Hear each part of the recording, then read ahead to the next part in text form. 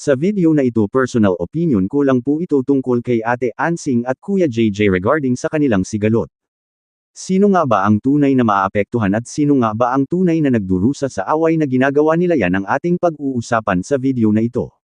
Pero syempre bago natin umpisahan ito mga kababayan, gusto ko lang sabihin na palagi natin suportahan si Daddy Frankie sa kanyang mga charity works. At syempre bilang content creator, malaking tulong na sa akin na tapusin mo ang maiksi nating video. Salamat. Actually para sa akin tama talaga yung sinasabi dito ni Daddy Frankie tungkol sa posibleng pag-ayaw ng sponsor dito kay Kuya Oliver. Bakit?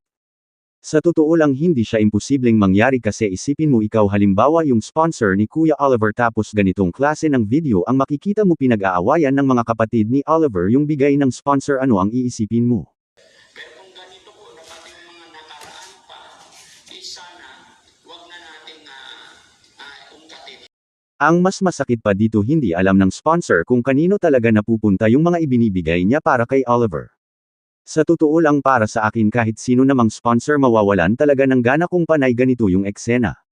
Isa pa sa opinion ko lang hindi nakakatulong si Ansing at Kuya JJ dito kay Oliver sa mga ginagawa nila na ito. Pasensya pero masasabi ko talaga na kayo mismo ang sumisira sa kapatid niyong si Oliver. Pasensya na sa salita ko. Nanay Ansing, the more na nagpapangayan po kayo, nawawalan ng gana ang ating mga kababayan na sumuporta. Ang gusto kasi ng ating mga kababayan is maging maayos si Kuya Oliver. Para sa akin din kung may alitan kayo wag nyo edaan sa social media dahil kayo lang din dalawa ang sumisira sa mga reputasyon nyo. Bakit kaya hindi nyo bigyan ng respeto ang inyong mga sarili para mas ganahan sa inyo yung sponsor? Kung ako tatanungin para sa akin naiipit talaga si Kuya Oliver sa bangayan ninyong dalawa Ate Ansing at Kuya JJ. Pasensya na kayo sa sinasabi ko. Siguro ang pinaka the best na magagawa po ninyo Ate Ansing at Kuya JJ ay mag-ayos na kayo dahil wala naman patutunguhan yung alitan nyo. Dinadamay nyo lang po si Kuya Oliver sa mga pinaggagawa nyong hindi maganda at siya talaga ang tunay na naapektuhan sa totoo lang. Payo ko lang sa inyong dalawa Kuya JJ at Ate Ansing, kapag hindi kayo nagbago asahan nyo na iiwanan kayo ng mga sponsor na sumusuporta kay Kuya Oliver at ang pinakamahirap dyan medadami din kayong dalawa dahil kapag wala nang magpadala kay Kuya Oliver siguradong wala na rin magbibigay sa inyo.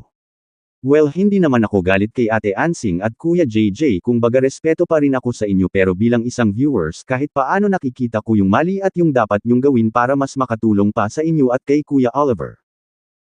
Nanay Ansing, the more na nagpapangayan po kayo, nawawalan ng gana ang ating mga kababayan na sumuporta. Ang gusto kasi ng ating mga kababayan is maging maayos si Kuya Oliver. Pero kung ganito po na pati mga nakaraan pa, sana wag na nating ungkatin, hindi na po sana kami kasali doon.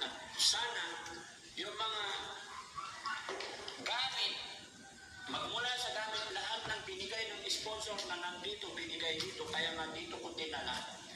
Dapat magkaroon kayo ng tiwala sa isa't isa.